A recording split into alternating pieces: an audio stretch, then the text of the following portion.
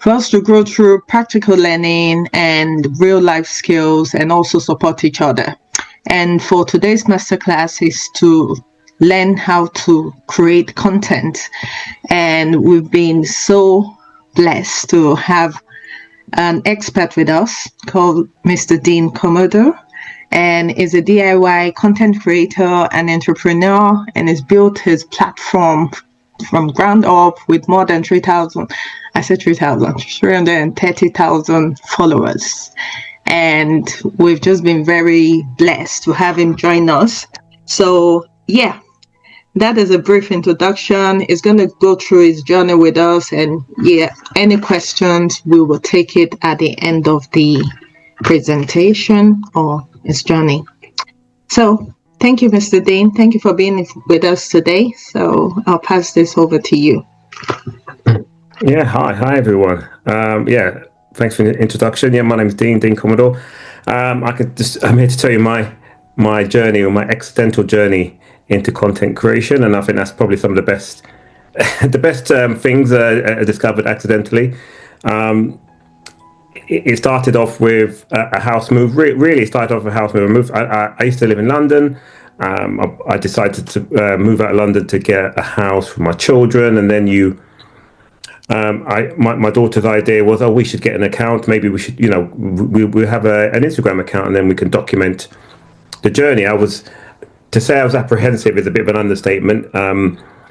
As far as content creating or social media, I'm a consumer. I've always consumed. Yeah, I had a little personal account when I put a couple of pictures of holidays, and I'm sure everybody does that. A lot of picture here, and it's a bit of fun. But obviously, this was a bit more structured. So we created an account, started,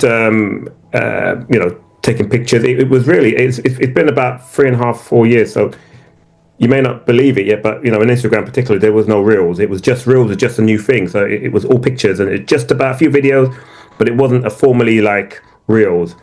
So early days of my account, I've got pictures, lots of pictures, and then there was some editing needed to be done, and that's the funny part of it, because particularly I hadn't really edited a video, and I sent the very first video to my daughter. I said, "Can you edit this?" And she said, "Okay." She finally edited the video. And then, did I film some more? Can you edit it? Oh, no, Dad, you do it yourself. She just lost interest instantly, like, you need to work it out.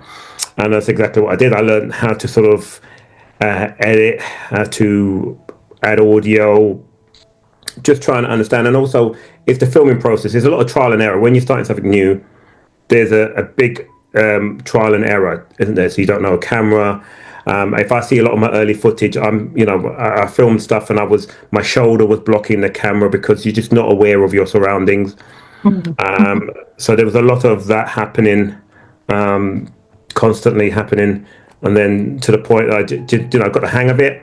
Started to edit. Everything had to learn, edit myself. Found the software, and then there was a matter of working out how to edit, working out how to do voiceovers. And then, basically I started to document throughout the journey for the house. Started off the bathroom, very popular room, because I got so much feedback from that room.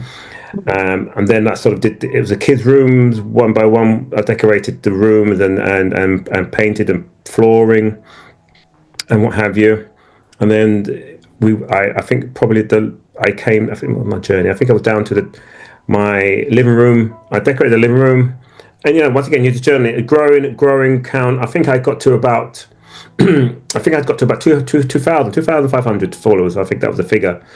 And then I had this sort of brainwave of, I've done so many bits and nobody's seen all the bits, because people jump into your story at the point when they jump in. Generally, they don't go back too far. They stop. They go at the journey they arrived, and then they look around at that point. And then I had a brainwave. I said, well, maybe I should do a compilation, because that would be nice, wouldn't it? So I put together all of the pieces. I found all the video pieces, put it together. It took ages to do. Then I added audio. I did a voiceover, which was really tricky. And then I put it all together and went to work in a normal way, as you imagine. I thought, okay, that wasn't too bad. That looked pretty nice. And I put it out. And then the video came out, and before I could even I was on my journey. I was driving to work. By the time I started journey to work, that all of a sudden there was likes, follows, and I just couldn't understand. It was alien to me because I can't believe it was so much activity. Bearing in mind, I said I was at 2,500 followers, and that was a long journey to get 2,500. And one thing I'll say, content creating, the first 1,000 is really painful. It's really hard to get there. Really, you feel every follower you can see it go onto your account because you're anxious to grow your account. So I remember. So as I was going to work, it just that's what my first sort of real viral moment was. It was just non-stop notifications down on our phone, sound pinging, comments. Well done, great dad, great family, looking up. And I had not. I put it on a Thursday, and it was just day and night communication from people all around the world. I've got various sort of celebrities and stuff all jumping in there, and it spiraled from there. I literally could not keep up with it. So that was sort of how I sort of got there at that point. And once you get to that point, I think I gained pretty much like 20,000 followers, I think, from that process. After I went up to 20,000, or I think I gained the 20,000 followers from that whole process. So then that was great. And then you sort of start thinking, oh, actually, maybe I've got a bit of a knack for this. And then I kind of pushed myself a bit further. And then I took it a bit more seriously. I really tried to really get a bit more serious, get a bit more focused about what I was doing, more equipment, thought about my lighting a bit more and what have you, stuff like that. And I carried on the journey and kept on growing the account. And obviously one of the benefits, and we can touch on, is sort of, what are the benefits to you? I mean, the benefits to me, I thought initially, well, if I get an account, maybe I know they give you free stuff sometimes. Companies give you free stuff. So that was like a great incentive. It's like, oh, but that would help with a house and stuff. So I started to get the odd free stuff, and I didn't fully understand what to take, what not to take. It's a very tough journey to understand what's worth it to you, what's not worth it. But I started getting free stuff, and then the account kept on growing. I sort of became more polished, and then the journey was this kind of growth. It's kind of growing and growing the account. I kind of really understood what I was trying to do, and what we can go into again over the conversation is the branding and stuff. But I kind of found the brand. I found out who I was. You almost have to find who you are. It sounds like a discovery journey, and it's similar to that with content creating. You have to find out who you are, and I kind of tailored my offering more and more to the people that they want, what people wanted, and the account kept on growing and growing and growing. Sort of the bits we can discuss in general, but basically up until this point now, it's gone from everybody starts at zero. You start at zero, and yes, I'm well over. I've got to the point right now with different viral moments throughout the process, over 300. I'm not sure what the last count was, but we're well over 300,000. Well, I'm actually 357,000. That's how much it's grown. It's currently at a good swing. So that was the journey to this point, as it were. It's not straightforward. It's not just put a post out there and people will come. And if anybody who's ever done this will be contest to, it's a bit more than just turning up and it will come. It's a lot more than that to get to this point. There's a structure you need to consider yourself, and you really have to really give it some real thought about how you're going to get there. And if you want to make anything, if you want to make it serious or it's a bit fun, you almost once again have to decide that. So that's sort of my journey, how I got here. Okay, that's great. Thank you for that. So you mentioned that initially you were putting out videos and you had 2,000 followers, and you decided to do a compilation of all your videos. What platform was that? And if you could So the platform. I mean, the editing softwares are a lot better now than they ever were. They're a lot better than they are, but I started the software that I use currently is called CapCut. There's a number of free elements within it. So it's CAPCUT, the CapCut. Yeah. Very, very popular software. You can use it on a computer, you can use it on the phone. And it allows you to do a lot of stuff. Instagram software is so much better now because they have their own software called Edits now. They brought a standalone software called Edits, which is very, if you're starting off, you could use that, you get a similar effect. But it was using that software, and it allows you, if you've never edited video before, because it looks really daunting, because you've got a big timeline, and then you pull the clips in, and then you can alter the clips, change them, size, speed, color, background, but it's designed particularly if you're new and you're using it by you can use it on your phone by hand, sitting on a sofa. You don't have to have a setup. I currently now edit on my computer, but anybody starting out, just your phone. You don't need to complicate it, and the software is so easily manipulated with your finger. Chop, add backgrounds, all different things you can do. So that was the software that when I initially did that viral video, I sat down on the sofa with my phone, and then I said I was editing and editing. As I said, I was editing to no end. I had no idea what I was editing. I just thought it'd be a regular post. I had no idea, but that was unbeknown to me. That was the start of many big things, really. So, I mean, so that was how that software. That's how it all became. So, when we're talking about content creating and starting and what have you, if someone says to me, so if someone says, "What do I need? How do I? What do I need to start content creating? What do I need?" You, like everything, it's a phone. You need your phone. You can use your regular phone, Android, iPhone, doesn't really matter. Wherever possible, it's better to use the rear camera. It gets better, but yes, front camera is more convenient because you can see yourself. So there is that, but there's that mirror effect. So you need to be aware of using the front camera will do, but the rear camera is better. But you need that, and you need some lighting, and you need a tripod. This is particularly I would say it's the tripod. Get the tripod. A lot of people, when you're content creating, you think, "Oh, I won't bother getting a tripod. I can rest it in a cup," and they do it. I mean, you can to a point, but what you find is that by doing that, it just kind of doesn't really work as well as it could do. You need that kind of stability.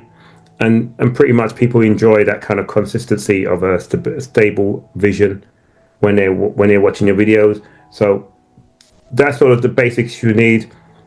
As and when if you were getting serious about it, you would get some proper background, proper lighting, proper stand-up lighting. That is what you want to illuminate what you're doing.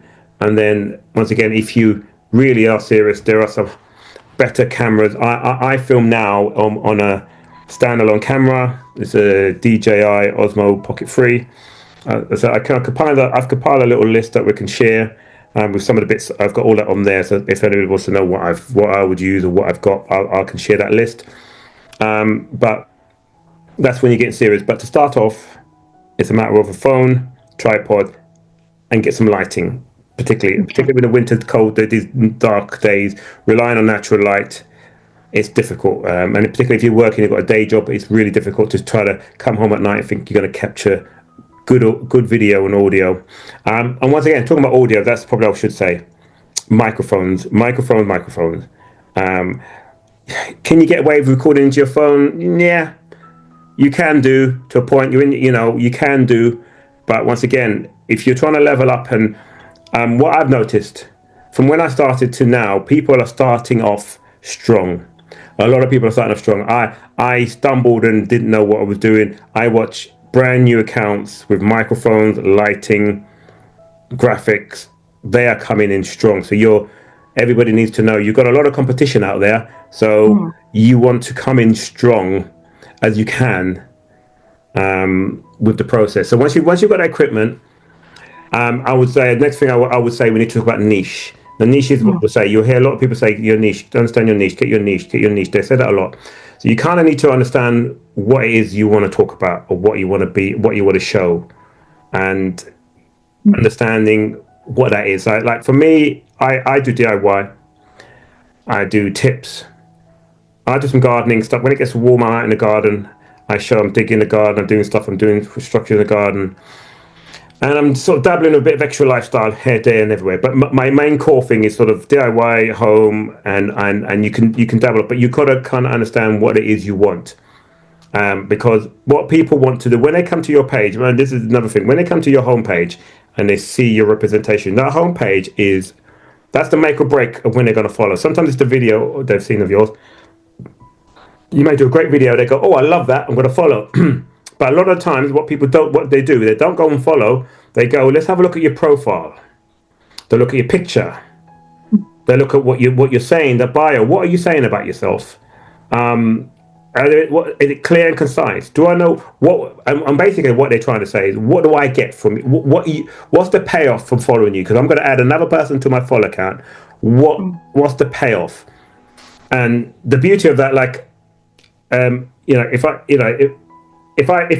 got my bio up here on the side here, and I'm looking at my bio, and it's there's nothing but pure information that gives the follower they know exactly what they're going to get from me. If you look at my bio, it says my name's at the top.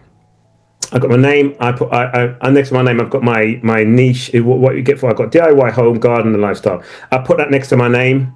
So whenever it's a little trick, you put it next to your name, not just your name. You put your name and you can do a slash, and you write bits about you, who you are, because your name appears sometimes in different places in the search. When they search for somebody, it will come up your name. Like if I just put my name and somebody might be searching for DIY tips, because I've got the name, because of the word DIY next to my name, it will pop up in the search box, DIY. So you get an extra boost on your search because I put in DIY. So if you're makeup, beauty, you need to have, Helen Smith, beauty, makeup stuff next to your name, so that it is, when the search, people recognize it. Okay. And also when you look at my bio, I've got a few lines. Mine is sort of, because I've got this DIY Dad series that I'm doing. So I've got here, it says your new DIY Dad, and that's purposely to place. They know exactly that's the DIY Dad guy. Oh yeah, bang. And what do you get for your money? What are you going to get for your search? I put in it easy tips and tricks and hacks. Right. I know again, DIY home lifestyle. I put it again. I put my area, and I got an email on there. One of the things I learnt and I've discovered is that you must have your email details written in your bio. You may have the link that says email me, and companies don't click on that. They can't be bothered. If they don't see your email on that page, on that front page, they are not going to email you. So if you want a brand deal, you want somebody to contact you for stuff, they simply won't do that. They simply won't do that if they can't see your email address. So that clean sort of front page is your make or break. And based on that, people decide to follow. And it's a fact, it's been proven. So you need to really, really work on that. Your picture, once again, your picture profile, it should be, I think it should be you, it should be close up, it should be true to life, it should be clear and concise. The problem, once again, I find people make the mistake, is they put a picture of them when they were 18 and this, and they were younger and all. This is not a dating app. It is social media. People need to know who they're dealing with. Because if I can't even trust your picture to be the true representation, how can I trust anything you're saying? Yeah, you're not giving any credence to who you are. And I understand, but that's the picture when I was 18 and my hair was done. And no, it's not that kind of thing. It has to be a true representation of you. Yeah, of course, you could be you today, recently, and you went out and that hair, that's absolutely fine. But it's sometimes we go way off, and I see the pictures and I don't recognize. I often talk to people and I click on it and I look, when I speak to them and I post them, there's two different people. I don't even know it's the same account. So that is really important of being, because you need to be your authentic self. And this is another thing you really need to understand. You need to be your authentic self. And what does that mean? That means that, if I say I'm a DIY dad and I do DIY, I've got to be true to say that I am a guy. My name's Dean and I do DIY. I know what I'm talking about. I'm my authentic self. I've got to be authentic. You can't sort of pretend to be something. Hi, I'm this. It's no point in pretending to be this absolutely, I don't know. I'm trying to think. I live in the country and I've got this manner and lifestyle, but I really live in, an urban area and I don't ever live in that. I just went to this cottage to film. That's not your authentic self. That's you pretending to be somebody else. And then the minute your followers see that that's not really you, you've lost them and you're never coming back. If anybody stops me in the street, they see exactly the same picture. And when I talk about DIY, we can talk about DIY all day, authentic self. So that's something you need to understand, that that is, people are very sensitive to stuff like that. And talking about people are sensitive, it's about what you say on your platform and off your platform. That's really important as well.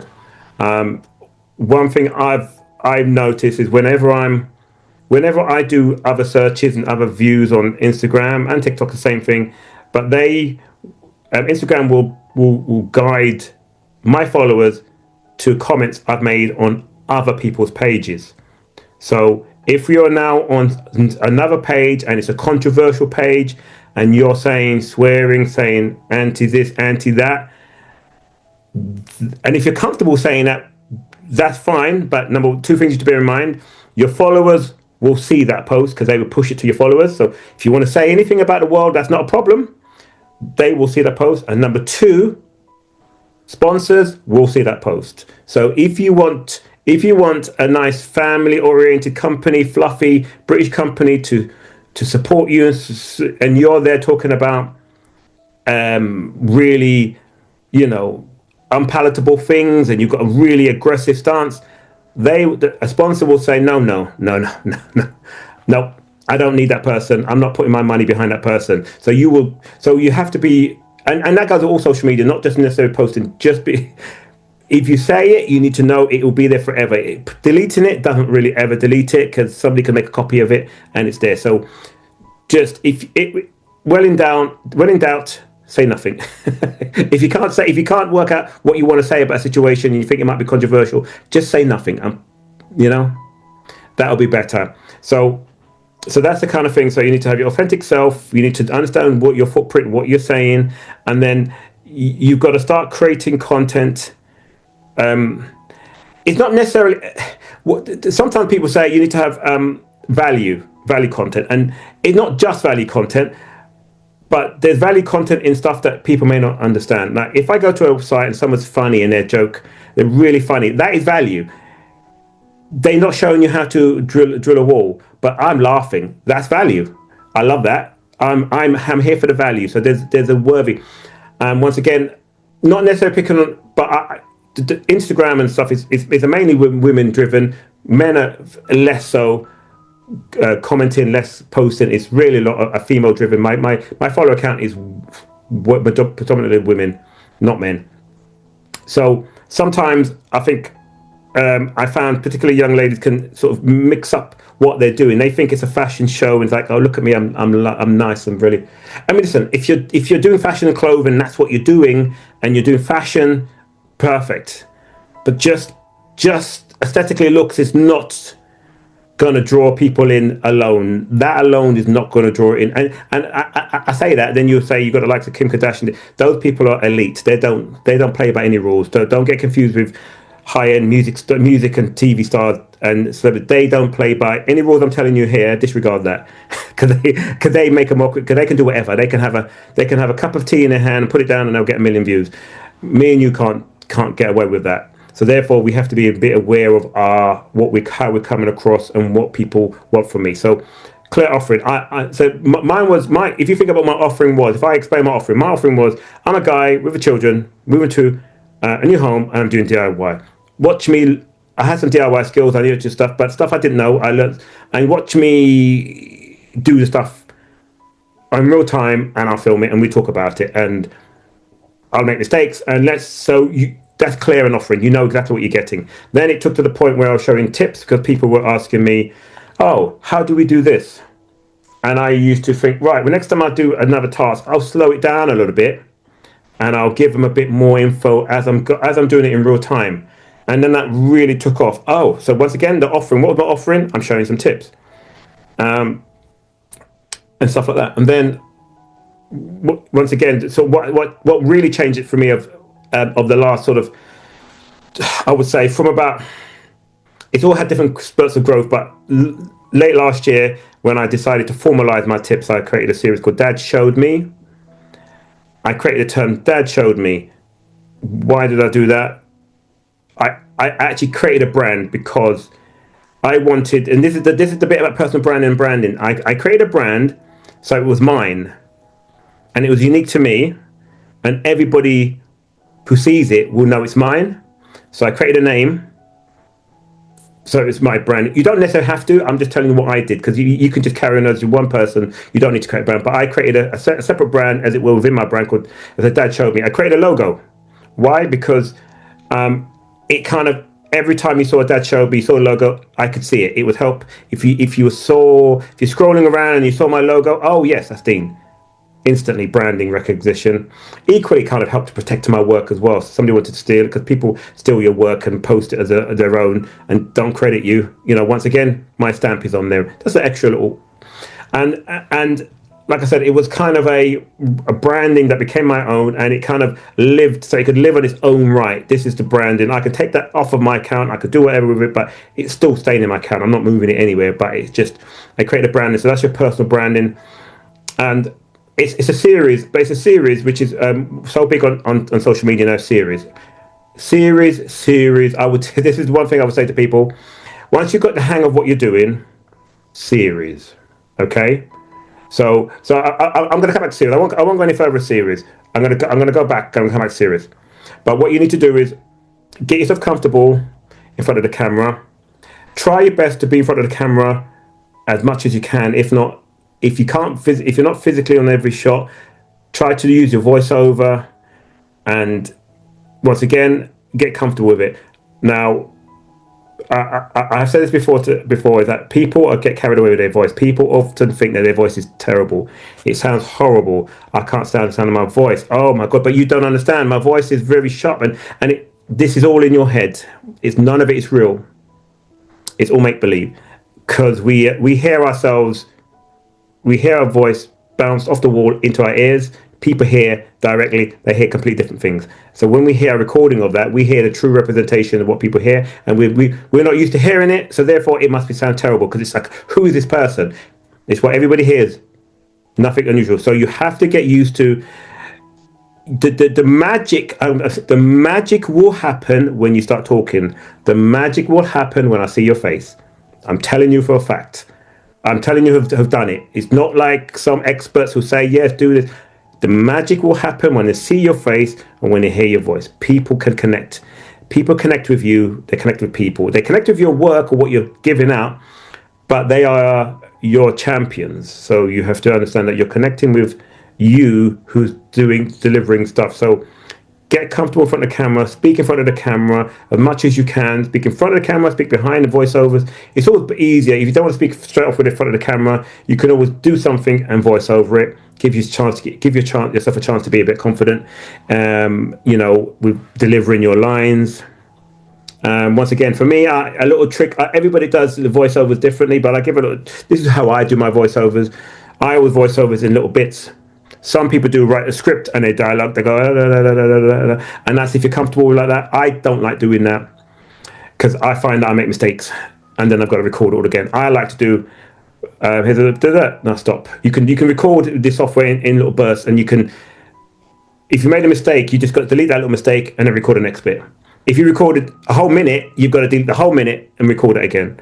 I prefer. This is my style. I know people, creators, they tell me now I record all in one script written down. Whatever you're comfortable with, you will do. But for me, I found that's easier. So get used to speaking to yourself. Get used to being in front of the camera. It's kind of like stage fright as well. We get, when people are around us, when we're recording, we feel a bit funny. Once again, that's something you've got to build up to, just having people, you don't be too shocked if all of a sudden you've got somebody else with your friend. You think, oh, I feel funny recording. You've got to be comfortable. And it depends what kind of niche you're doing. If you're doing out and about, I'm here and there, I've got a camera, I'm in a restaurant. You've got to be comfortable putting a camera up in a restaurant, and maybe you're having a meal and you want to, your lifestyle. You've got to get yourself comfortable with it. Even if you don't post it, I think before you think about posting it, make the recordings, look at it, feel comfortable with it. If you don't want to post it, don't worry about it. But put the camera live so it's real, and do what you want to do in front of the camera. Feel comfortable. It will take time to get comfortable, but if I started from day one again, that's what I would do. I would save a little bit of the time that I would say wasted. It was a learning curve. The learning curve that I did, you really don't need to get recording, get speaking for the camera, get comfortable, and start understanding what you're doing. So the other thing is to make sure when you're shooting is try to make sure if you're shooting you or a subject around you, try to make sure you can see what you're doing, which is difficult. But try to not if you sit in front of the camera, you're talking. That's straightforward. I've got a mic. I'm talking.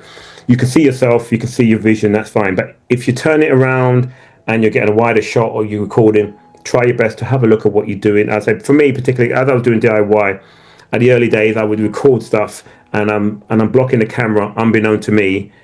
And then I go back to look at the footage and I can't use any of it because I blocked it all. And I've gone past that job now, so I can't even see that part. But that's now I've got it a bit, I've got it. That doesn't happen anymore because I spend so much time setting up the camera before I move forward. So it's that being comfortable, work out what your branding looks like. So really try to understand what your branding looks like. But the way to understand what your branding looks like or what you should be doing is research. I research all the time. I'm always researching. Everybody, make sure you follow the people in your niche that you want to be in. The niche of the you feel you're in or you're trying to aim for. Go and follow those people. The top people in the niche, the smaller people. Follow them. See what they're doing. You don't necessarily need to copy them, but you get a flow of what they're doing, what they're talking about. Are they going to the minutiae details of that, or are they just going over? But equally, that sometimes by watching other people miss out on stuff, you can say, well, actually, no one's talking about that bit. They're talking about that and that and that, but no one's actually talking about that bit. I'm going to do that bit. And you might say, well, hang on, no one's doing that bit because nobody cares, or is it because no one's actually done it yet? And I think I successfully managed to find niches within the niches by actually watching people.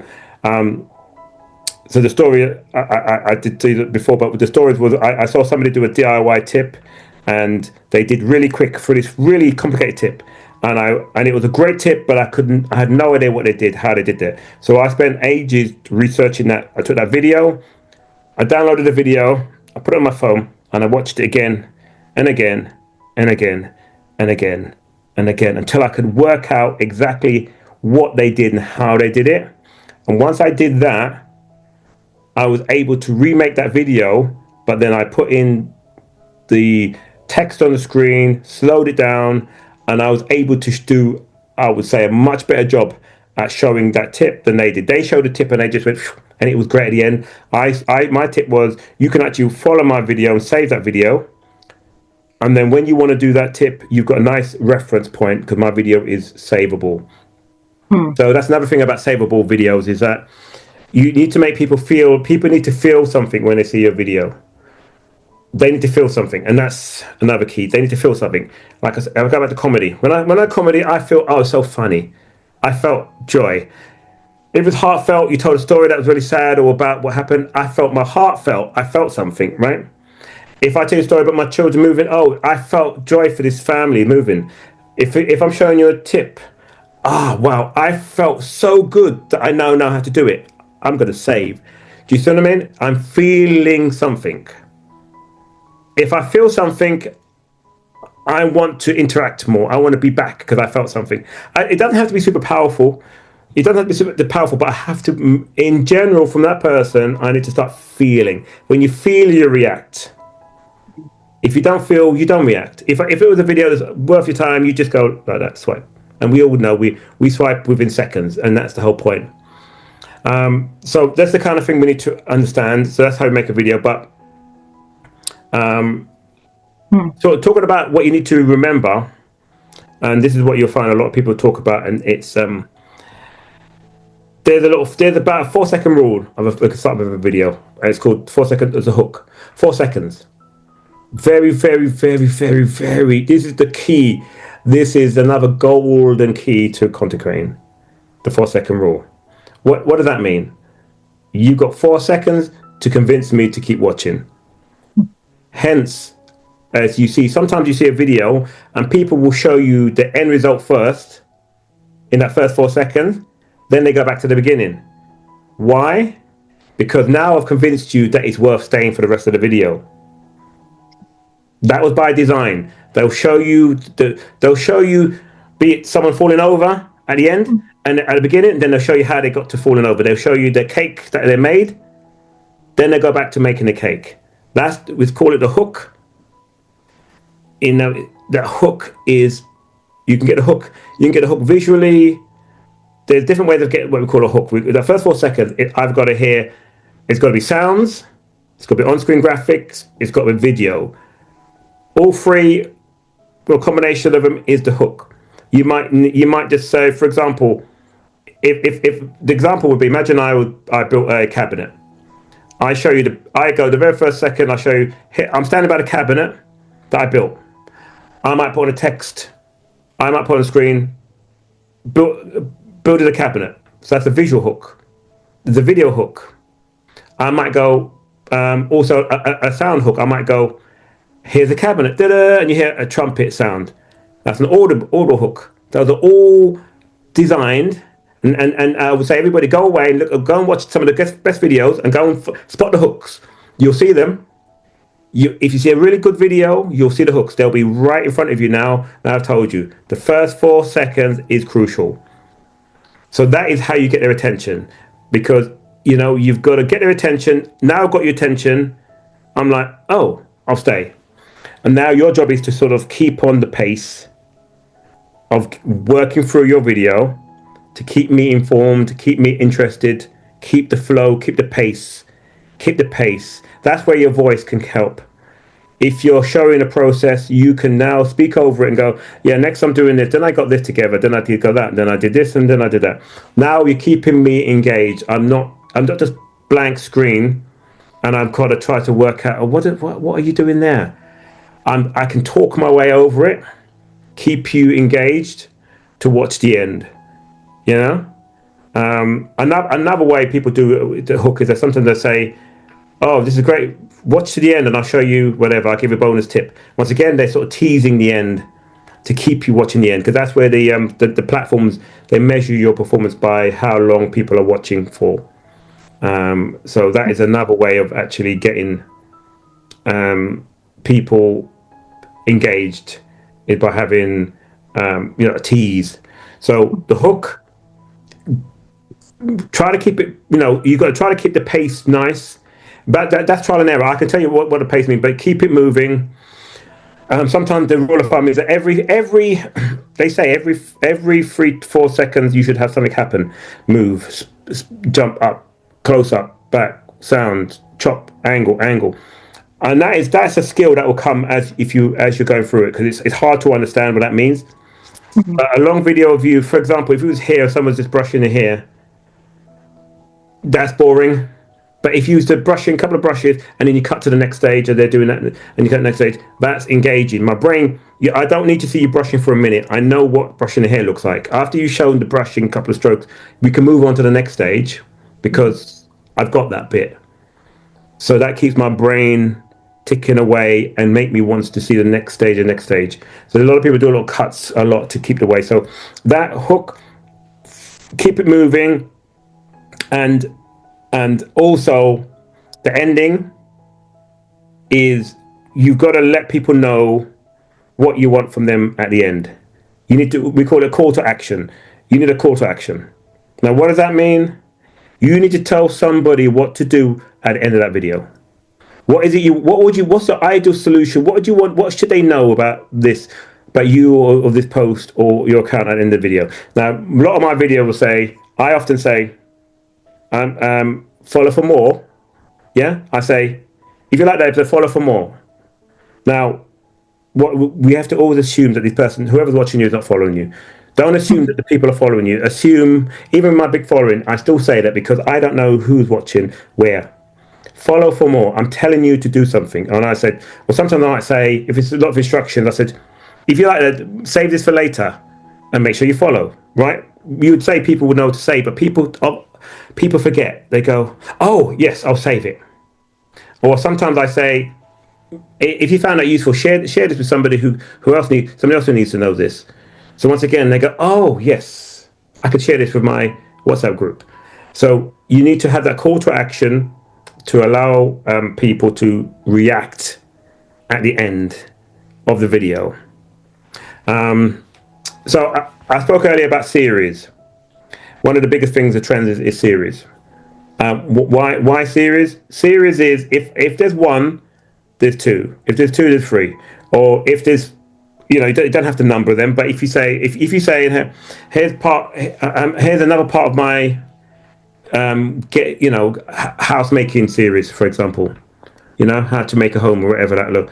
So people automatically know there's multiple parts. I want to now. That's a good reason to follow you, because you've given me. I know there's more than one. If there's a one-off video, I can snack it, enjoyed it, but this is a one-off video. I can just move on because there's no need to stay, is there? But if I know this series, as I said, if there's part one, I do that quite often. When I do a big project, I name it part one, part two, part two. I've got I did my stair runner. I name it part one, I'm upstairs, part two, part three, and people will jump in at random parts. So the first video they might see part three. So if they jump in at part three, well, there's 1 and 2, isn't there? And it may even be 4 and 5, but I've just seen part 3, right? But if 4 hasn't arrived yet, I better save this. I best follow this person, because I can wait for part 4 and 5, because I want to know how they did that. And series, depending on what they are, they're kind of like, I call them evergreen. Like series that I've done 2 years ago, people will contact me. People will contact me about. I've just seen your floor series. What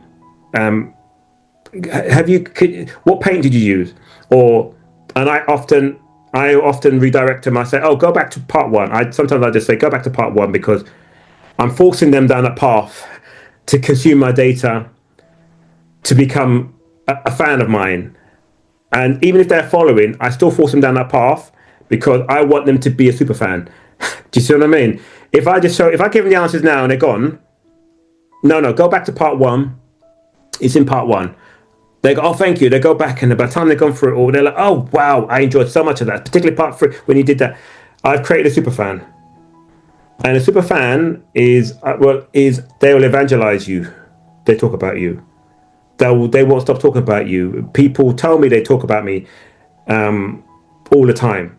They talk about, have you seen this guy? He does. I told my friends, I showed my cousin, because you've created a super fan. So you got to understand that it's not just one-off videos. It's like you are a walking brand, and you need to understand that you are a brand. You're just like any company. You're like McDonald's. You're like KFC. You're like Tesco's. We know people shop at Lidl, Aldi, Tesco, Sainsbury's, Waitrose. They've all got a favourite, and they can tell you why. Everybody can tell you why they shop at their brand, and it doesn't really matter. But they have decided that shop is their brand. That's them. That supermarket, right? We may shop a couple, but we normally have one main shop. That's what you need to be. You need to be the brand that they. Well, I know, because if I go to this person, I know what I'm getting here. They always do this. They always do that. They do that. I don't need to go elsewhere when I'm looking for this type of content. So you need to think of yourself as a business, as a brand, but it's not always easy to get there. So there's so much stuff I've spoken to today, but it's kind of the process is that you need to start at the very beginning. Equipment, comfortable recording, get yourself up there, think about your videos, be conscious about framing your videos, think about your lighting, start working out what your content looks like, research, get everybody in your niche that you like, that you think you would like to. It could be high and low in your niche. Don't worry about it. It could be the person with 1 million followers. Follow some of those people. Follow the people with 500 followers. Follow all of them. Watch their content. See what they do it. See what style they're doing. And have a look. When you see a good video that someone's done, and you go, wow, they got a lot of views on that video. And you go and have a look at the video. See, well, why was that so popular? See if you can work it out yourself. Oh, right. They did that. And I think sometimes it's also, another thing that I notice is what's in the video, what's not in the video. Sometimes people get a bit carried away in understanding who they are. Like, I think sometimes what people default to is they go, I see this a lot in my niche. They got their dog and their cat and stuff. And I didn't come to your account for dogs and cats. I mean, sure, but they get carried away, or they have their child. Unless you're doing a family account and you've got your little baby, is it relevant in that shot? Nothing wrong with your baby. I'm sure your baby's the cutest baby in the world. But is it relevant? People default to, I'll bring a cute baby. No, I've come to look at here. I haven't come to look at babies. And I understand, it might sound a bit cruel, but people get carried away. I can default to a baby, I default to a cute dog. No, no. Unless that's your content. If it's a family, watch us, a family, dogs, cat, we go to the park. Absolutely, have your baby, have your dog. If you're doing hair, you're doing DIY, no pets, keep them out. I mean, the pets can be in walking in and out shot. That's not a problem. But don't try to focus on the wrong things in your video as a cheat. And equally, this is another thing that I see a lot, and you know, it's not pure. It's not anti-women. It's just I see it from women. Men don't do it so much, or not that I see. Women go, oh, I want to DIY, but I'm going to have a small top on, and I'm going to do that.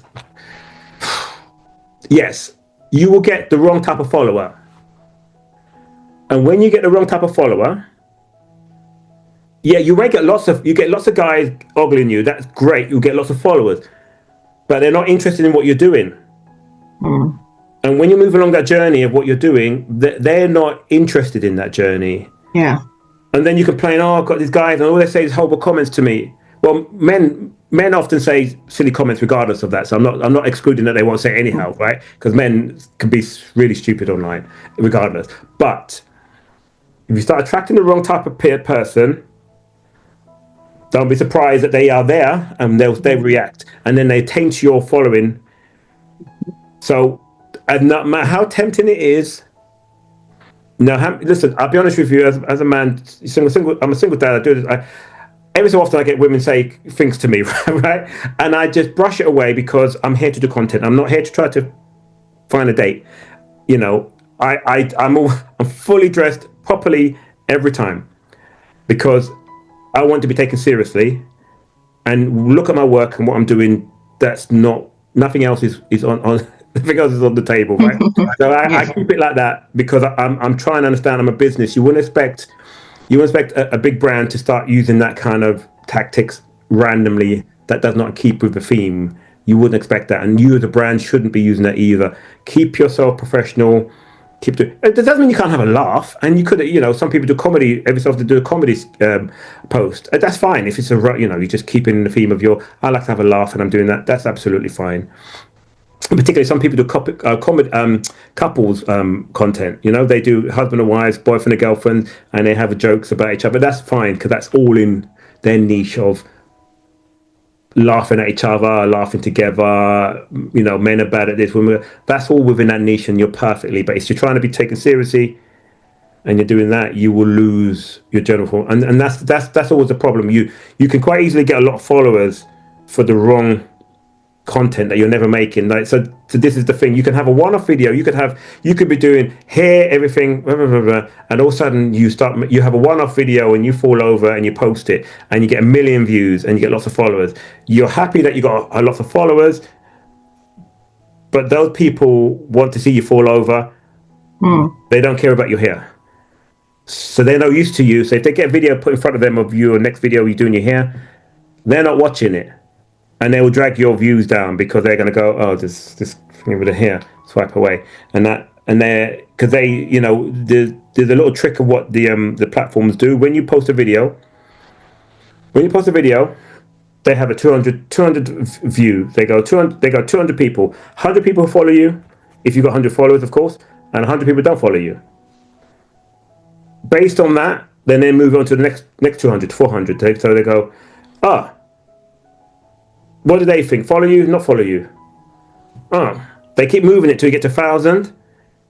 And based on how these people react, they then go out there to the whole. So they don't just send it to everybody. They actually test your thing. Because when you're watching it as a viewer, you don't want to see a not so good post. So they don't want to put that not so good post in front of somebody. So they test it out. And then once you've proven that's a good post, they then spin it out to lots of people. So you need to make sure you've got the right people in front of you. So that is how I would say, in a nutshell, that process goes. But but branding is something, and all of that. You won't get it first time. You need to work your way up to where you need to be. It's not easy to land where you need to be at first. So you need to work out. But as I said, this way to research, test out stuff, but don't be afraid to test stuff out as well. because you may want to pivot. You may start off with one niche and it's hair, beauty, whatever, but you want to say, well, I'm actually getting older and I've got some children now, and I want to show home and my life as a mum, and you might want to pivot slightly, and that's not a Okay. problem. Just pivot, test it out, pivot and test it out. Introduce your followers, because if your followers are there for you, unless it's really out of their understanding, Hmm. then they would probably they're going to stay with you. But if it's too extreme, yes, you can. If all of a sudden I'm doing home DIY, and all of a sudden I decide I'm going to be in a rock band and I'm going to have electric guitar, I will lose my followers, Oh, no question. Yeah. because they don't. That's a culture shock. What is he doing? I don't Okay. understand. I don't understand. So you got to, but don't be afraid to pivot Hmm. around where you are to shape where you want to be. But you've got to think about having fun. Like I talked about free stuff. So your enjoyment for it has to come through. People need to see the enjoyment. Your followers need to see the enjoyment. Brands need to see the enjoyment. So this talking about brands. I can't talk about brands. So a lot of brands will start giving you gifts at really early part of your journey. You'd be surprised how little followers you can have to get a free gift from somebody. But equally, they don't know you exist. So you have to reach out to the brands. You were not going to start off having people saying to you in general, "Hi, I saw your stuff. Here's a free this." That does happen, but they don't know you exist. There's millions of people on there, so you have to be prepared to start. You've cemented your niche where you think you're going. Reach out to brands. I normally would start DM, direct message them, follow them. Hi, da da da da. Write a few lines. You don't have to be War and Peace at this stage. Just hi, I like this stuff. Maybe we can work together. I have a little speech that I've written out. Just bang. Do it to all the brands that you want. Bang. Some will ignore you. Some will say, "Oh, we're full at the moment." Some will say, "Oh, yeah, great. That's nice. What are you thinking?" And you've got one. And then you can go and work with a brand. They'll start off giving you free stuff. They want to post or something to promote it. Some stipulate stuff, some don't. It's really hard to tell. Some will say, "Just take it and tag us when you use it." Some will want to lock you into post, and you got to do a post on a reel and you got to do a story post, and you got to do this and that. So this is the kind of point where further I can we explore that in the future. But that's how you need to do. And then once you've established yourself a bit more, and you're really in the flow of it, and your content, you can start getting paid for it, and that's a whole other journey. But that's probably a bit more than we need to get to in here. But let everybody know that you can go from zero followers to free stuff to paid. Absolutely, you can. There's nothing stopping you doing that. You can get paid to be having, working your way up to getting paid to have a nice sort of slight little side income to making a full income.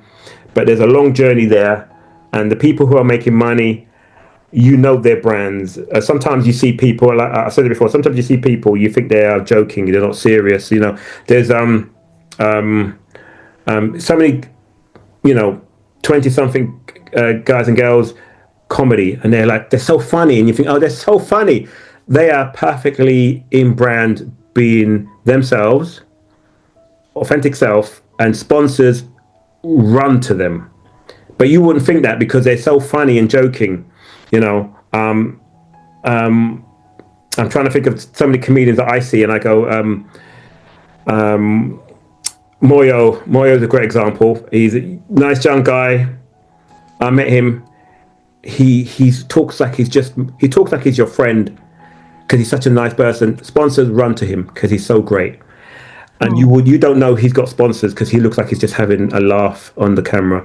That's how his authentic self is, so natural. You don't know that he's just flowing there. So you can go there, but you've got to work your journey to that path to get there, and that's all. Everything about that is doable.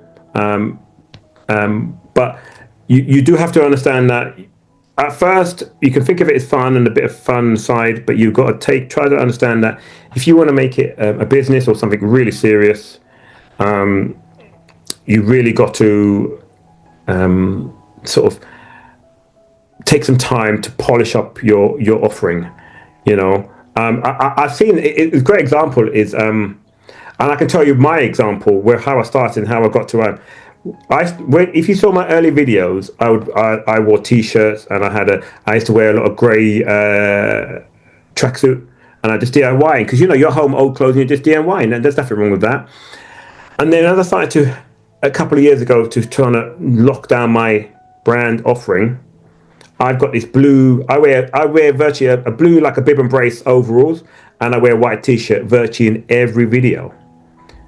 And it's not by luck. I perfected that. Why?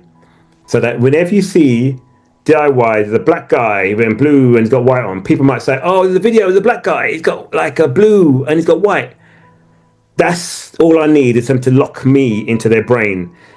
That is me. They see me wearing the same thing all the time, and it looks more professional, polished. The videos instantly, when I first started to wear it, polished. It has that polish effect. Because it doesn't have to be that. It can be whatever you want. I mean, obviously, if you're doing general content and talking about your life, you're going to be wearing whatever you're wearing, of course. But for my niche, it kind of says, the guy's doing DIY, he's got like proper DIY stuff on. Well, he must know what he's talking about, mustn't he? He must have an authoritative ear because he's dressed properly. Bang. I managed to lock in my authority in that, if you see what I mean. That's how I managed to do that. I purposely created and I've seen a lot of people, women start off. This is a great example, and they do great. They start off just dressed anyhow, doing anyhow. Hi, my name's. The hair's not done, and they're just doing it. Have fun. And then as they get further along, now they make sure the hair's done nice. I like that because that minute I see that, I go, aha. You understand that image that you're trying to do because you didn't quite get it at the first. You think I'm just dressed anyhow. Yeah, I'm just doing this and doing that. And sometimes there's an authentic edge. I'm just got my hair. I'm going to bed. I've got my hair wrap on. That's fine because that's once again that's almost a sub branding that you're doing. That's fine. But I mean, you're trying to convey something. I'm going around my house, and then women start to go makeup and hair. You don't have to do that. I'm just saying. I noticed the sharp turn. And the minute I see that, I go, haha. You understand branding. You clicked. And when I see them do that, I do see the views go up. I notice the difference. And I know it's very hard for men. We can just turn up and listen. We can do that. Women, there's a lot of work to get yourself how you want to be seen. So I do appreciate that. So work out how much of that you want to do and try to stick to whatever you want to do. Little bit, none. It's up to you. But that is an authentic brand. You almost want. What I think sometimes with my stuff, and I want people to understand is that people have said to me, I close my eyes and I notice one of your videos. They hear my voice, they notice me.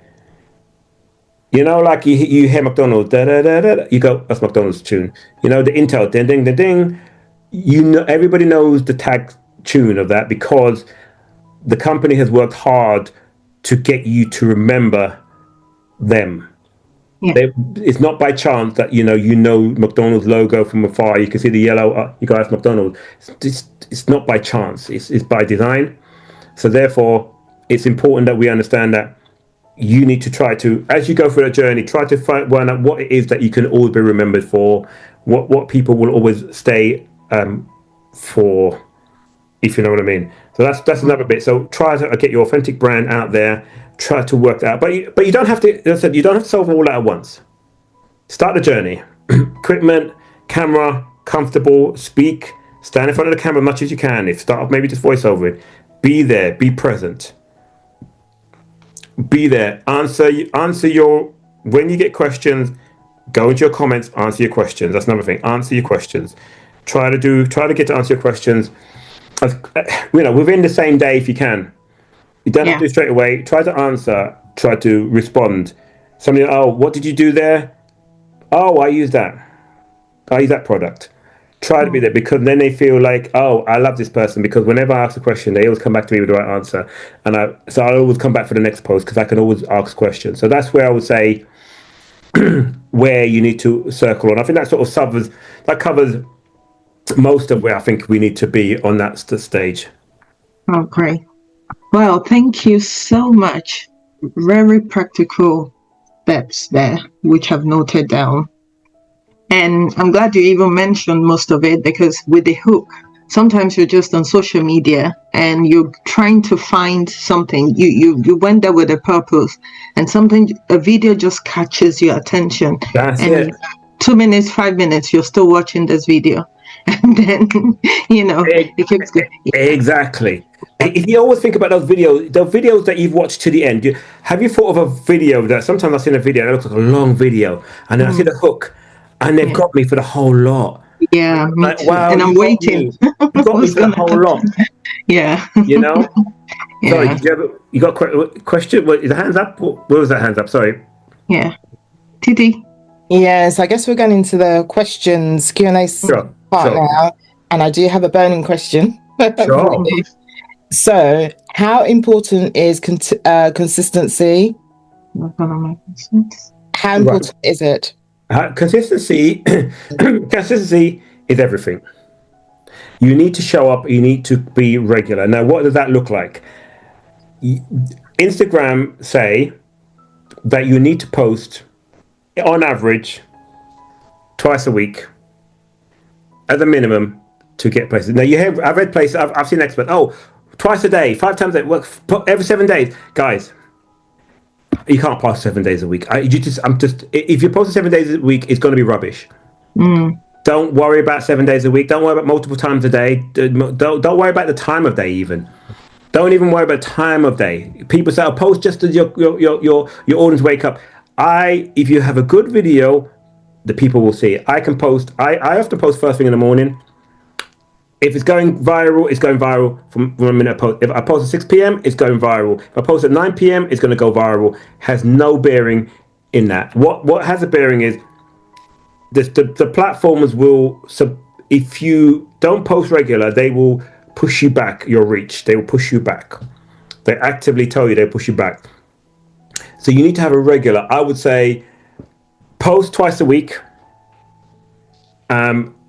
Once you post a post, and it's I would say once a video is about a couple of months old, repost it. If you're happy to repost it, I posted this a couple of months ago. People will get bored. You got new people coming your videos all the time. Once it's a couple of months old, you can repost that video with confidence. Many videos, I posted videos 3 times, 4 times. They're the same video. One video I posted 3 times. When I got to the 3rd time, it was the best video ever. It got more views than ever. So we mustn't try to worry about people have seen it before. There's new people joining all the time, and you can take your old video and you can change it a little bit, and give it a little bit of a spin, add a bit of text that you didn't have before. Maybe you post it and you go, I'll put no subtitles on it. Now I'm going to take that video down. I'm going to put subtitles on this time. I'm going to change the music in the background this time. So you can use the same video again, but consistency is the key. Twice a week is what we want as a minimum, is an absolute minimum. But once again, if you've got to go away on holiday, if you've got something happening, take your break. Take your holiday. You're going away for 2 weeks? Go away for 2 weeks. Turn it off and leave it for 2 weeks. That's not a problem. Then come back where you left off, right? That's not a problem. But consistency is definitely the key. So follow up to that. So when you say repost the same video, are you taking the old one down and then leave it there? Okay. Leave it where it is. Like if you posted it and you probably got it stored somewhere. If you haven't got it stored because you've deleted it, you can pull it down. I would pull it down. If you are going to pull it down to repost it, you can download your own video and repost it. But the best way to download your own video and repost it is not use the software built into the app. When it says download your video, it leaves a watermark on it. Even if it's got your name on it, your watermark, the platforms do not like watermarks. None of them like watermarks, even if they're own. So if you do want to repost your own video that you don't have a copy of, there are websites out there that you can Google, download Instagram video, it's called, or something like that, or download TikTok videos. There's lots of websites. You click the link to your video, pop it in there, and it will give you a view of your video with no watermark. Download that video, then post that back up to the platform. Repost it. Don't take the old one down. Leave your old one there. Even if you got a video and think I didn't do well, take it down. Just don't take it down. And there's the temptation to take stuff down. You can do, but don't think you're taking it down because it didn't perform well. Sometimes videos take time to perform. On TikTok, you can post a video and it could go down and then it could sit there and then a week later it can go viral.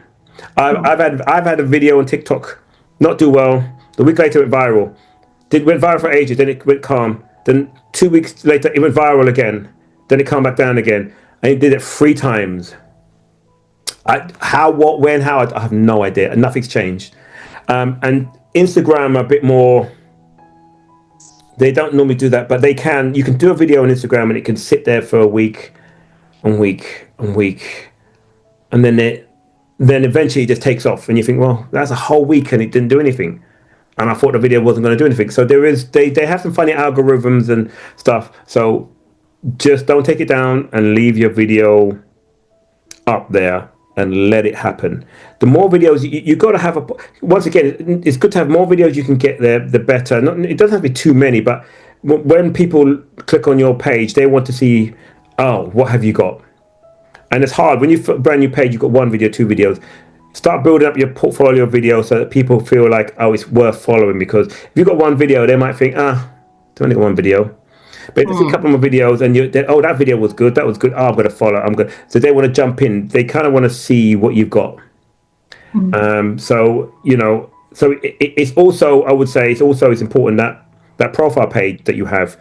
When you click on your profile page, you think, you got to remember, they don't know what's in there behind them videos. So if I go to my page, every one of my videos has a title.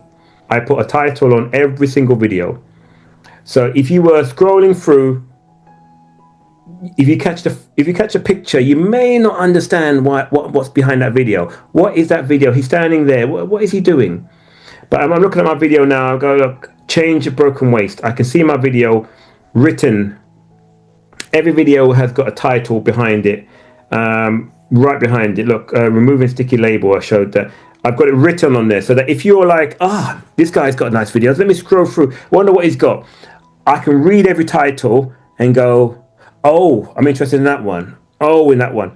That's important. A lot of people just let the page ends, what page, and they'll go random pictures, and I don't know if I should be bothered clicking on any of those, because I don't know if they're any worth my while. But do I want to go in, click, let it play for a little while, go, that was rubbish, go back out again? Where if you gave me a title which says New Hair Day, for example, whatever, hot rollers, I don't know, bang, I know I'm going to get behind that click. So utilize that as your window. It's like walking past a department store and they have, does it happen to you? It happens to me all the time. Like, I don't buy a lot of fashion per se, but sometimes I go to the fashion department and they go to the men's section. They got men and they got a mannequin with his coat and his sweater on and his trousers. I'm like, I want that. How did they get that? So right, I want that. That's your page. Like they create the perfect vision in a shop. You're creating a perfect shop front. So you need to show the best pictures. You can change the pictures. It's all in the software, in the platform. You can go and change it, put a picture. You can change the pictures. On Instagram, you can go and change that front picture at any time. On TikTok, they give you like 14 days and then it's locked. But on Instagram, you can, at any given time, an old video, you can just change the front. And you can change the front of it. So if you've got loads of videos that you haven't done any of it, you can go back to them all, add text to every single one of them, which is great. Well, thank you. Yeah, that's really helpful. I've just put it in the chat that if you've got questions and if you want to raise your hand, please let us know. And we would just go through the question. Mr. Dean, one question I've got is, how long did it take you to get 10,000 followers? 10,000 followers was 10,000 followers. So it's a very tough question to answer, because I'm telling you 10,000 followers without knowing what I was doing to get there. But it took me, I think it took me 2 years to sort of, I think a couple of years to get to 10,000, and then exponentially everything grew much quicker. But that was me with no knowledge of what I was doing. With what I've given today, if someone said to me, I want to get 10,000 followers, how long would it take me? I would say, if you followed some of the stuff I said today and you really cut it down, you can get there by the end of the year. It's not even a problem. And that sounds like a lot. 10,000 at the end of the year, easy. Only because the rules I mentioned, the stuff that I've told you about, the told to look out for, the hook, you can get to 10,000, no problem. And you see many creators who've been doing this for years and they got 2,000 followers. You go, how have they still got 2,000 followers? Because all of the stuff I said here, they haven't implemented. Yeah. They are still doing random as and when they want, anyhow they want, not understanding that they need to kind of be a bit professional and how they do it. They just randomly. There's many creators I talk to. I mean, when I started my journey, there's many people that we talk to. We all have sort of network. You talk to people, you like their posts. There's many people that I started at the same number, and they are now. I know somebody's on 2,500. I know somebody's on 600, and that's like 4 years later. And they post, but they're not. And I can't, I mean, everybody has to take that journey, do what you want. I'm not here to tell them how to do stuff. If anybody comes to me, I often help. I help people sometimes. They come to me, I'll help them. But I'm not here to help everyone. But you kind of what changes, and I've said this to people before. What really changes is focus. If you're focused, you can achieve stuff, and that goes with all things, aspects of life. It's just a focus. You've got to have to focus that I'm going to grow. I'm going to make this really good account, and I'm really going to be good. It's really going to be good account, and I'm really going to do it. The minute you're focused, you can achieve stuff. I think a lot of people, what we do is we talk ourselves down that we can't do this. I'm not good enough. I can't do this. My voice. But now what you don't understand is that I'm busy. I've got a child. Now what you don't understand is I've got a job. No, but what you don't understand is that I haven't got much time, and you just come to make up with these random excuses. And I'll let people know I have a full-time job. I was just at work today, and I've come here at home to do this. So, and I'm over 300,000 followers. So please don't tell me you haven't got time. Yes, I don't have young children, but I have my job. I got staff to manage. I got about 6 people under me that I've got to manage. But I still manage to find the time to do it. So when you got children, I know they take a lot of time. They're young and they be fed, this and that, and they're crying until 9 o'clock. They don't go to bed until 9, and I understand all of that. But you just have to decide what is it you're trying to. If you're trying to make yourself a better life for you and your children, there's a little bit of compromise that has to be done. If you've got a partner, maybe the partner leans on while you're filming, or maybe, I don't know, maybe you got your mum or someone else to help, and maybe you go, well, weekend slowly, weekday I've got no chance, but the weekend I'm gonna put the kids with granny, and she's gonna look after the kids while I get some filming done, and I'm gonna do the editing, and I do that. But a lot of parents sort of feel guilty, and I'm like, well, I'm not telling you what to do, I'm just saying if you want it, you're gonna have to find the time to make the time to help you achieve your goals, because nobody's at 10,000 or 20,000 or 30,000 followers who really didn't put time in it. Nobody. If you didn't put time in it, like I said, my following count, I put so many hours in here to get here. If I didn't put those hours in, I couldn't. That wouldn't be at that figure. I can't achieve that figure without putting the hours in, and it's hours in. But the rewards, they speak for themselves. Once you've got that sort of following and what that can bring you, you can go from there. So yeah. Okay.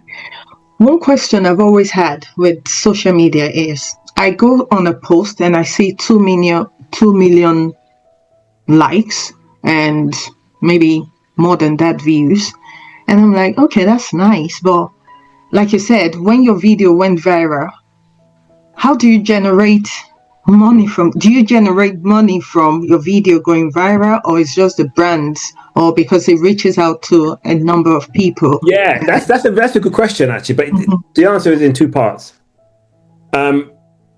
If Instagram does not pay you for views and likes in the UK, they do in America a bit, but they don't in the UK, so that's not a problem.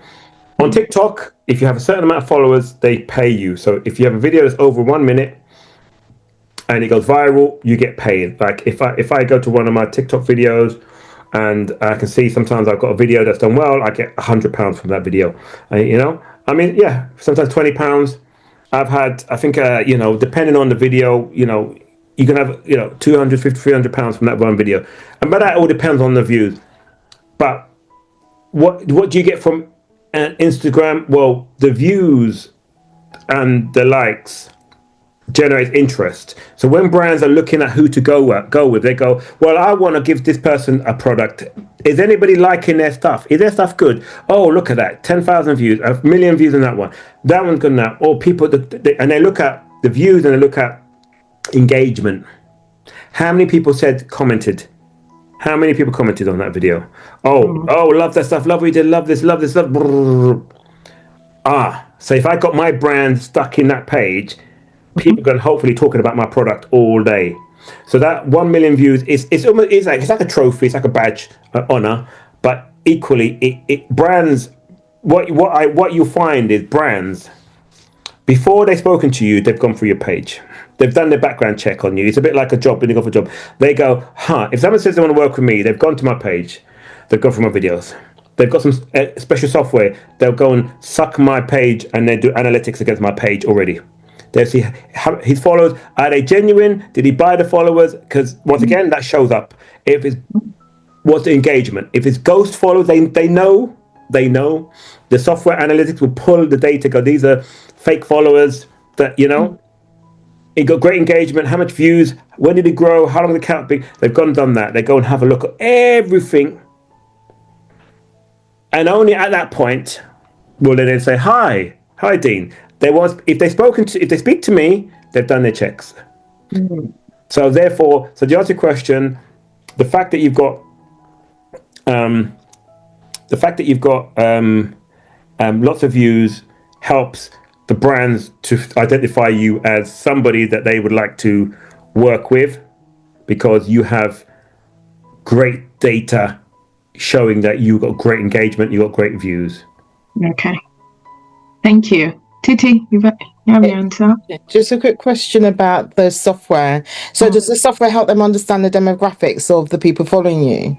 Yeah, they could, like, so right now I can log in and I can, on my phone now, I can log in and I can see my last 30 days or even longer. I can see right now on my dashboard,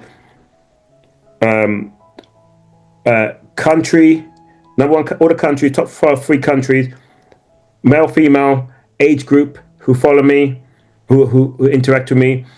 I can see all that data, and their software they got software that can pull into that same data.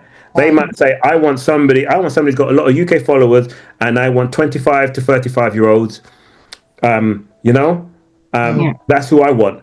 If you're, that's the kind of people I want. So they're going to go take your account, suck it in. Yep. Yeah. They've got numbers. They got the numbers I'm looking for. Now I'm going to reach out to him. So they've got all of that data analytics are pulling that straight through. You can't fake it. You can't fake those numbers. Like I said, some of these websites, buy followers, buy 10,000 followers, do not. It's not. It will be. I don't know how they get these followers on, but they are just random places. I don't know what they do. Don't they pay people to? I don't know. But these are just random demographics all around the world, which are nothing. I don't know if they start up fake accounts and they got computer generates accounts and they quickly turn it to follow you. I'm not sure.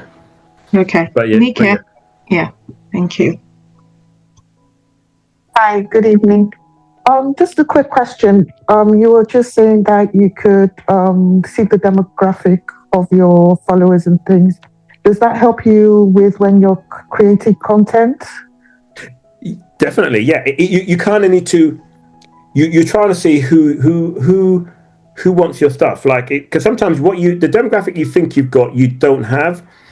Like my demographic, for example, I have a very, very large percentage of 25 to 35. I mentioned that because that's the golden sweet. That's the sweet spot that a lot of advertisers love. That's the sweet spot. In general, depending on what the product is, but in general, but you would think, I'm an older man, I would have older demographic, and I do have a nice little percentage of older around my age because they can relate to me.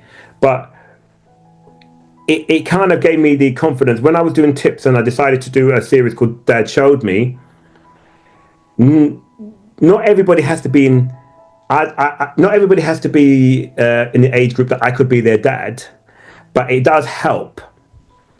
If you to me, because I got such a large 25 to 35 yeah, I could be your dad, couldn't I? And even if I'm not your dad, it's a symbol dad, isn't it? You don't actually have to think of me as your dad. But when you've got a demographic that says, oh, well, look, the comments I get, if you see some of my posts, people say to me, because I have a little line at the beginning of every Dad Showed Me video. I have every video I have to start off the same way. I say, your dad might not have shown you, but consider me your DIY dad. So that's my friendly tag I put in front of every Dad Showed Me part of branding. See, part of branding again. That's a friendly, warm opening. The amount of people that will say to me, oh my God, you know what? My dad, he was no good. He couldn't do anything. Or my dad died. I haven't got a DIY dad. Thanks for being my DIY dad. Or my dad left us when we was younger. They open up. It's very kind of jarring because sometimes they'll say, my dad left us when we was 5. I've never seen him since. He never taught me anything. I'm so glad to have you as my dad. And it's kind of like oh, wow, I wasn't expecting that kind of openness in an open forum. So to answer the question, most definitely, once you know who your demographic is, you can start tailoring it in. You can make sure you can tailor those people, because those are the people who are likely, whatever a demographic is, those are the people who are likely to interact more with your video. And if your content lens, if you've got content that does one age or another, and you've got two different types, you can go, I mustn't forget that my biggest core is this. So it most definitely helps you to tailor and understand, who they are. Yes, most definitely. It goes back to your point where you say you need to make people feel something. And so, they have to feel, they need to feel something. You need to look at your own videos. If you post a video and say, what do I feel? And I've said this before, being pretty is great, but that doesn't make me feel anything.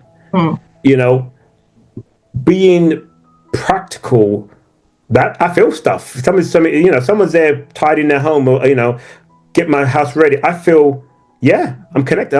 I understand where she's coming from, tidying her home with a busy family. So I feel something. Thank you so much. Do we have any other questions? I think we've got about 5 minutes left. I got a question. Sorry, Mr. Komodo. Thank you so much for the very interesting delivery today. What you taught us, I took a bunch of notes. Great. Thank you so much. I've got a question. When you were doing the research, is there a particular book that you read or that you were supposed to, or a coaching program that you're part of that kind of supported you in the journey from 0 to 2000 or from 2005 to 20K5? No, but let me tell you, at the very beginning, the only research I did was other accounts. I watched other people. That was my number one research. I think sometimes people write books. I'm not saying they're not. I haven't found a book that was good. But as I got further along my journey and I needed to level up, when I got past 10 and 12, now I'm heading to bigger realms. I need to surround myself with bigger knowledge. There were certain accounts, people out there that go, oh, do this to your account. And there's lots of people who are not telling the truth. But then I found there's a couple of people out there who on Instagram and that really, when I look at their advice and I implemented it myself, I go, yeah, that's great advice. So I found accounts out there so my number one research is go and have a look at everybody in my niche. That's number one research. You don't really need a book. I don't think a book's going to tell you anything, because this world of social media is changing so quickly. The book will be out of date by the time you read it. Right? People, what worked before didn't work before. If I'm posting the same videos I did last year to today with no tweaks, I would be going down. Things change. I have to tweak a little bit. People want a bit more speed, and then there are some experts, because when you start going through, you got some experts who have coaching things. I don't join it. They got coaching clubs, but they get free information and they charge coaching. Nothing wrong with their coaching stuff. I'm not against it. I'm sure that's really good, because some people are really good. But I found there's a couple of accounts. There's a lady called Shannon McCormick, the American lady. Absolutely love her. Always got good stuff. Always gives you good tips. I just found different accounts that I trust. But the only research really you should be doing is going out of your way to see what people are doing and reacting to your demographic as they will tell you what to give them. They always tell you, and how they tell you is by views and comments. They will tell you do a post, oh, that didn't do so well, but when I do one of these posts, that does better. Why doesn't that do better? But I want to do that. Do I need to pivot a bit more, or do I need to my offering that I've got? Do I need to just tweak it a little bit to make it more accessible? I give it, so the research is about knowing what to do. I do very quickly tell the story. Is that one time I did a reveal in my work I did, and I did a post and I did a reveal, and I got lots of views, all of the parts to it, but the reveal did really badly, and I couldn't understand why it did badly. It just didn't make any sense because everybody liked all the other parts, but the reveal was bad. And only after I moved on, I watched other people and I realized I made the number one mistake. I showed the reveal on its own. I didn't show the before. So if the first time you see this video, my reveal, I go, look at this, and they go, oh, what did he do? Did you just paint it? I don't know. What did you do? Nobody. They didn't see the other videos. They just saw this reveal, and I forgot. And research taught me that realized that I should have. If I'm going to do a big reveal, I've got to start off. I should have said. So if you haven't seen it before, this is how I started. This is how it looked before. And this is the after, and that would have done amazingly. But I didn't have the knowledge to know that. Now I know I must do a before and after. Otherwise, you're expecting that everybody who follows you is going to see your video, and that's not the case. So to answer your question in a roundabout way, research is the best research you can do. Is browsing around in your niche and seeing what your peers are doing. That's your best research. Okay, and one last question. So talking about niche, I know we're right bang on the dollar. There's a tool called. Are you on mainly your channel? Is it just mainly Threads and IG and TikTok? Do you do YouTube? Right? No, I do YouTube Shorts, which I put my own one on there, but I don't do any long form as yet. I've got some stuff that I'm working on, but I haven't. Okay. It's a lot of work, but I'm working towards that. Yes. Okay, so that's the reason why I wanted, because there's a tool called vidIQ. I wanted to get your opinion on it, whether vidIQ is good. I mean, I bought a subscription on it, but it helps to kind of define niches and stuff. So I think what I wanted to get from you was you had finding your niche was was something that is it's not something that you thought about. So I'm just going to be doing this stuff, right? You bought a property. Let me just even. You found yourself along the way, right? Yeah. But some places people will say to you, define your niche before you start. I just wanted to know whether you have an advice for somebody who might be here thinking, how do I find my niche? The way you find your niche is you need to be able to you need to be repeatable post again and again and again and again. So if you're going to start showing neuroscience that you read a book every so often, you're not going to be able to do neuroscience because unless you're a neuroscientist, that's not going to be your niche. Right? It's not. Sometimes people have aspirational niches that they don't have the comfortable ability to talk about it at length with detail to the point that's going to make it engaging and fun. And even if you are a neuroscientist, you've got to be able to drop that, and you've got to be able to keep normal people engaged. So there's no point saying that the quantum physics of the molecular structure is micro split by you've lost everyone. Yes. But if you had an apple and you said, look, think of an atom like an apple, and he did that. Bang! You not only do you know your niche, you found a way of bringing the niche to normal people. So to answer your question, do you need to have a niche beforehand? Not necessarily, but you do need to have an idea where I'm landing. You need to start off where you're landing. Like I said, mine is quite simple. I know I am, but there's different people. People might say, I want to talk about. You'd be surprised what your niche can be. Like some people might want to talk about movies. Like talk about movies reviews. People say, oh, there's lots of movie reviews. No, but movie reviews by you is not the same as movie by somebody else. You're going to bring your own spin to it. You're going to bring your own flair to it. You're going to use your own language when you say it's good or bad. That's how you bring your niche to it. I'm going to talk about movies. People talk about EastEnders and they go and talk about EastEnders. I love watching people talk about EastEnders because they go, how much they hate that character. And you know what? And who did that? Why did they bring her back? She's terrible. How good are they? They are great. I'll listen to them, even if I don't watch EastEnders. Why? Because their delivery and their passion comes through. I can watch somebody talk about a show that I don't care about because they're so good at delivering that passion. It makes you want to go and turn that show on. So you don't necessarily need to have your niche written out. What you do need to know is I need to roughly know where I'm shooting for. I need to know how to bring it to somebody in a nice manner. Yes. And I need to be prepared to pivot to realize, oh, that's too much detail. Oh, they don't really care about that. I'm realizing people are not liking it. They don't really care about that enough. I need to maybe stop going into that detail and I simplify it. So your niche can be defined on the fly, but you need to have a rough ballpark of where you want to land, you know, and then you can push forward from that point afterwards. You don't necessarily have to keep going and saying I've decided 4 niches where I've got it all written down and I know it. I've written all that. You don't necessarily need to do that, but you do need a rough idea of where. But you've got to be able to convey that to your viewer. So you've got to be able to say, if I'm talking about this, I've got to be able to convey. And if you're not enthusiastic about it, why should I be? Do you know what I mean? If you watch my videos and you hear my video and you see me do the stuff, I have got a certain delivery. I do a certain kind of straight delivery because I'm delivering so much important information. But I do make sure that people are carried along. I'm holding their hands as they go. Sorry. No, I'm fine. Thank you so much. Yeah. Yes. I know we're at time, but I have one burning question I have to ask. Sorry for keeping everybody here. I apologize, but I really want to know the answer to this. When did you decide that you were a professional content creator? Oh, it's a funny question, isn't it? Well, when are you a professional? Well, I think you're professional the minute you decide you're a professional.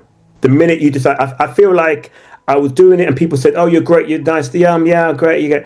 I felt like, particularly when I started to get my branding down, like when I think probably what I would say is when I got my blue overalls and I started to understand that I need to have a consistency, a look, a brand. I got my blue overalls on, the t-shirt. I decided that how I was going to deliver the videos. I decided it was important. I declared myself professional. You can declare yourself professional from day one if you want. But it's a very tough thing to declare yourself professional when you don't even know lighting and recording. But I declared myself professional, not when people told me, when I felt like I had shifted. My content had shifted. My thinking has shifted to the point where there's a consistency I need to deliver. And I can't do random, like I said, the uniform, I would be a tracksuit on or t-shirt on here, and I'd be wearing all of that. And there's nothing wrong with that, but it just looks a bit haphazard. I went out and I picked the color, the blue, for no particular reason. I said, I like the blue. I think blue will look good.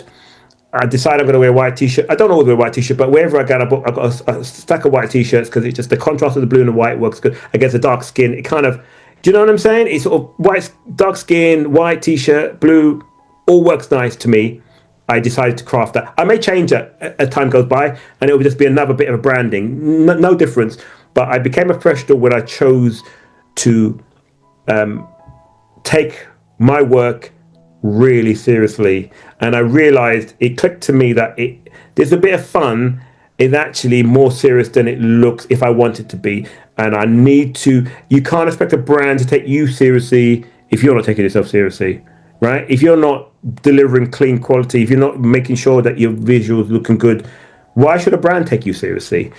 Honestly, these big brands have big budgets. They don't want to waste it on somebody. Yeah? That's what I would say. Thank you so much. I know we've gone past the time, but yeah, it's been very, very insightful, and yeah, a lot of tips. Thank you so much for your time. I know you mentioned at the start of the presentation that you had some documents that you were going to share with us. Yeah, I've got. I'm not sure if I can put it in the chat. Can I just put it into the chat? I don't know. Or is it easy, or do you want me to? Can you put a document in the chat? I guess you can, can't you? But if you send it to me, yeah, I'll email it out because I've got okay. That would be, yeah. I'll do that. Okay, yeah. I'll email you this document, and then you can say if anybody wants to. It just covers a few bits of. It's only a simple document of all some of the minimum bits that you would buy. and so and equally, if somebody wants to have a one-to-one with me and stuff like that, and we can go in there. We can. I was gonna go, onto that. Like, can we also have a follow-on session with you afterwards? So yeah, that would be very helpful. Yeah, absolutely. If somebody wants a one-on-one, so we can really think, and particularly if someone says this is my account, I want you to look at my account, help me look at my actual personal account. What am I doing wrong? I can spot stuff instantly on the account. It kind of shines out what needs tweaking. It really does show. So more, I'll put it all on that document. It'll all be there. So if anybody wants to do that, by all means, yep, absolutely. Okay. Thank you so much for taking the time, and we're very happy about all the tips I've received here, and we'll be getting in touch definitely. Brilliant. I'm glad that everybody found it useful. And like I said, it's really up to you now. Like everything, I've given you everybody the kind of the tools now. It's up to you to really think this is it. And the beauty of it is the start of the year. Yeah. So really now is if you're going to start it, I mean, before we get to the summer, don't wait till the summer. It's the kind of thing. Let's start now before we get into the summer. Let's start now, and in the summer when we're up to speed, Absolutely. I mean, we just kicked off this initiative, and what a way to start it off. Yeah. Thank you so much. Yeah. And have a lovely day, and we'll reach out. Brilliant.